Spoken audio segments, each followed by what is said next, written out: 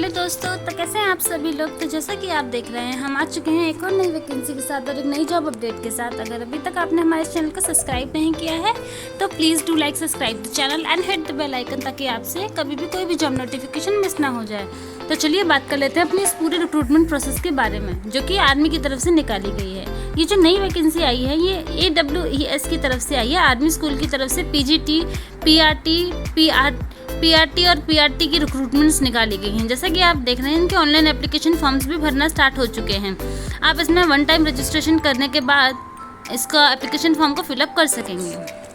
तो जैसा कि आप देख रहे हैं, आर्मी वेलफेयर एजुकेशन सोसाइटी की तरफ से ये नई वैकेंसी को निकाला गया है, जो कि शॉर्ट फॉर्म में जिसको AWES के नाम से जाना जाता है, जहाँ पे PGT, TGT और PRT की वैकेंसीज़ को निकाला गया है। जैसा कि आप देख रहे हैं, इसके ऑनलाइन एप्लीकेशन फॉर्म्स भरना स्टार्ट हो चुके हैं 10 अक्टूबर 2000 इसके ऑनलाइन एप्लीकेशन भरना स्टार्ट हो चुके हैं 10 सितंबर 2024 से, और जो लास्ट डेट रखी गई है वो 25 अक्टूबर 2024 रखी गई है। तो आपको एक महीने से भी ज़्यादा टाइम मिल रहा है। अभी भी आपके पास काफ़ी सारा टाइम है, आप इसके एप्लीकेशन फॉर्म्स को फिलअप कर सकते हैं। तो जैसे ही आपके पास ये वीडियो पहुंचे और आपको लगे कि आप इस वैकेंसी के लिए इंटरेस्टेड हैं और एलिजिबल हैं, तो आप इसके लिए एप्लीकेशन फॉर्म को फिलअप कर सकते हैं और इस वैकेंसी का लाभ उठा सकते हैं। मैं एक बार फिर आपको कंफर्म कर दूं कि इसके ऑनलाइन एप्लीकेशन फॉर्म्स भरना स्टार्ट हो चुके हैं 10 सितंबर से, और लास्ट डेट 25 अक्टूबर रखी गई है। आइए बात कर लेते हैं अदर डिटेल्स के बारे में।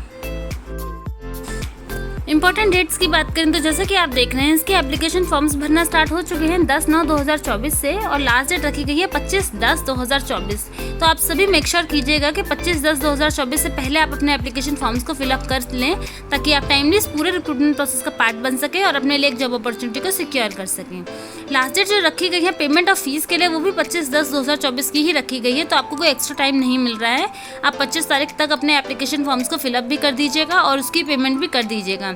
25 अक्टूबर इसकी लास्ट डेट रखी गई है, 25/10। एग्ज़ाम डेट्स अभी कुछ नहीं बताई गई हैं, बाकी वो देखा जाएगा। 23-24 नवंबर की इन्होंने टेंटेटिव डेट शीट दी है। बाकी जो भी होगा वो आपको कंफर्म कर दिया जाएगा। एडमिट्स कार्ड आपको बिफोर एग्जामिनेशन अवेलेबल करवा दिए जाएंगे।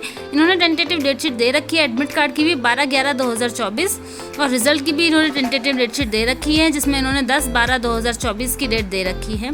तो आपका सारा शेड्यूल उन्होंने पहले से बताया हुआ है कि इस तरीके से रहने वाला है। उन सभी डेट्स को बताया हुआ है, जितनी भी इंपॉर्टेंट डेट्स दी गई हैं उन सभी को इन्होंने मेंशन किया है अपने नोटिफिकेशन में। आइए बात कर लेते हैं एप्लीकेशन फॉर्म के बारे में। जनरल कैटेगरी के कैंडिडेट और OBC कैटेगरी के कैंडिडेट अगर इस वैकेंसी का पार्ट बनना चाहते हैं और इस अपॉर्चुनिटी को अपने हाथ से नहीं जाने देना चाहते, तो उनको इसका एप्लीकेशन फॉर्म फिलअप करना होगा और उसके साथ 385 रुपीज़ की एप्लीकेशन फ़ीस देनी होगी। SC और ST कैटेगरी को भी 385 रुपीज़ की एप्लीकेशन फ़ीस देनी होगी। यहाँ किसी भी कैटेगरी को कोई भी बेनिफिट नहीं दिया जा रहा है, सभी को यहाँ पर 385 रुपीज़ की एप्लीकेशन फ़ीस को पेमेंट करना होगा।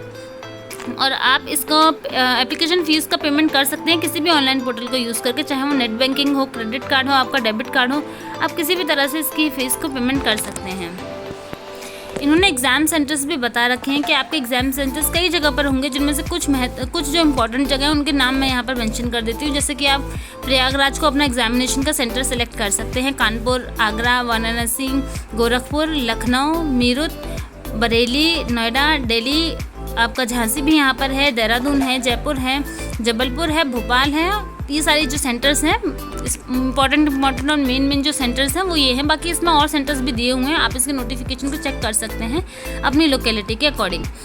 और इन्होंने एज लिमिट बताई हुई है। यदि आप फ्रेश कैंडिडेट हैं तो आप इसमें अप्लाई कर सकते हैं 40 साल से, अगर आपकी उम्र जो है वो कम है, 40 या उससे कम है। तो अगर आप NCR स्कूल से PGT या फिर PRT के हैं तो आप बिलो 29 ईयर्स के लिए अप्लाई कर सकते हैं। और यदि आप PGT से अप्लाई कर रहे हैं तो आपकी जो एज है वो 36 या उससे कम होनी चाहिए।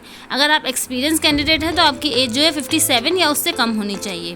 प्लस इसमें एज पर रूल रिलैक्सेशन भी है, जिसके लिए आप नोटिफिकेशन देख सकते हैं, जो कि OBC के लिए 3 साल का होता है, SC ST के लिए 5 साल का होता है, और एक्स सर्विसमैन के लिए 10 ईयर्स का होता है।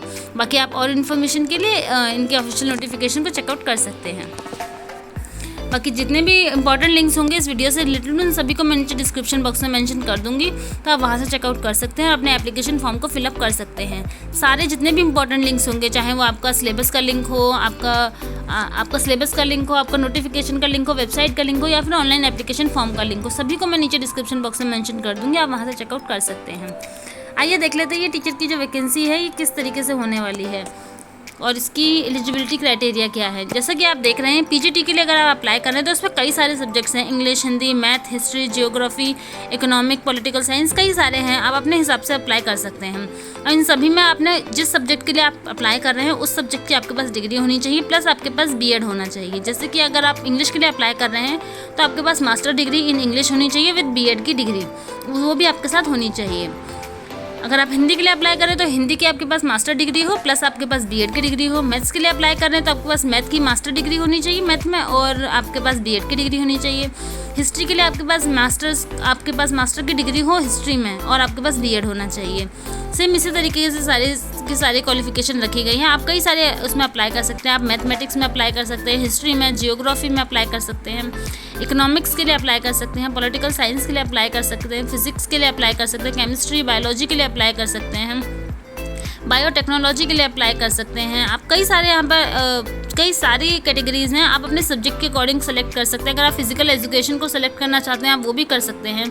आपको होम साइंस पसंद है या आपने वो किया हुआ है तो आप उसमें भी अप्लाई कर सकते हैं। अगर आपने कंप्यूटर साइंस या फिर आईटी किया हुआ है तो भी आप इसमें अप्लाई कर सकते हैं और उसके लिए आपके पास होनी चाहिए एजुकेशन क्वालिफिकेशन में। अगर आपने बीई किया है तो, बीटेक किया है तो, एमसीए इन कंप्यूटर साइंस किया है तो, आईटी किया है, एमएससी किया है या फिर एमएससी मैथ्स में किया है तो आप कंप्यूटर साइंस आईटी के लिए अप्लाई कर सकेंगे। ऐसे ही कॉमर्स है, कई सारे सब्जेक्ट्स हैं, आप देख सकते हैं। उसके बाद बारी आती है आपकी टीजीटी के लिए। अगर आप टीजीटी के लिए अप्लाई कर रहे हैं तो आपके पास एलिजिबिलिटी क्राइटेरिया होना चाहिए 50% मार्क्स के साथ। वही चीज़ है कि अगर आप टीजीटी के लिए अप्लाई कर रहे हैं तो भी अगर आपने इंग्लिश में अप्लाई करना है तो आपके पास इंग्लिश की डिग्री होनी चाहिए, इंग्लिश की बैचलर डिग्री होनी चाहिए बीएड के साथ। उससे ऊपर वाली जो थी पीजीटी वाली, इसमें आपके पास मास्टर डिग्री मांगी है और इसमें टीजीटी में आपकी सिर्फ बैचलर डिग्री मांगी है। तो यदि आप ग्रेजुएटेड हैं तो आप इसमें अप्लाई कर सकते हैं। English, Hindi, Sanskrit, history, geography, political science, mathematics, physics, chemistry, biology, इन सभी सब्जेक्ट्स में आप अप्लाई कर सकते हैं। तो यदि आपने इनमें से किसी भी सब्जेक्ट में अपनी बैचलर डिग्री कर रखी है और आप टीचर बनना चाहते हैं प्लस आपने बीएड भी किया हुआ है तो आप इसमें अप्लाई कर सकते हैं।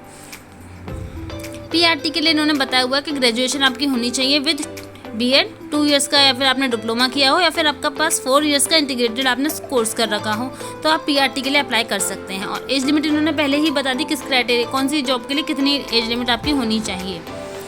बाकी आप अब देख लेते हैं आपको एप्लीकेशन फॉर्म को कैसे फिलअप करना है। तो सबसे पहले आपको उनकी ऑफिशियल वेबसाइट पर जाना है, वहाँ जाकर खुद को रजिस्टर करना है।